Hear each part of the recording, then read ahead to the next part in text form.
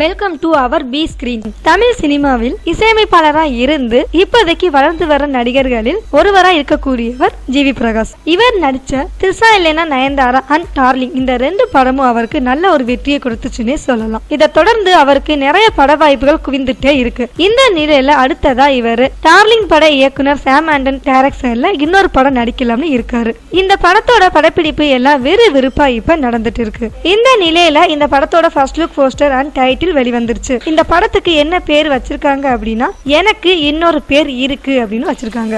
இந்த டைட்டில் வந்து ஏற்கனவே நம்ம ரஜினி நடிச்ச பாட்சா படத்துல சொல்லக்கூடிய வசனம் தான். இந்த படத்தோட டைட்டிலை உறுதிப்படுத்துறதுக்காக ஜிவி பிரகாஷ் குமாரும் சாம் ஆண்டனும் ரஜினிகாந்த பார்த்து ஆசீர்வாதம் வாங்கினதாகவும் சொல்லியிருக்காங்க. ரஜினிகாந்த் நடிச்சிட்டு இருக்க 2.0 படத்தையும் ஜிவி பிரகாஷ் குமார் இப்ப நடிச்சிட்டு இருக்க எனக்கு இன்னொரு பேர் இருக்கு இந்த படத்தையும் லைகா நிறுவனம் தான் தயாரிச்சிட்டு இருக்கு. இது மாதிரி மேலும் சுவையான தமிழ் சினிமா செய்திகள் தெரிஞ்சுக்க சப்ஸ்கிரைப் பட்டனை கிளிக் செய்யவும்.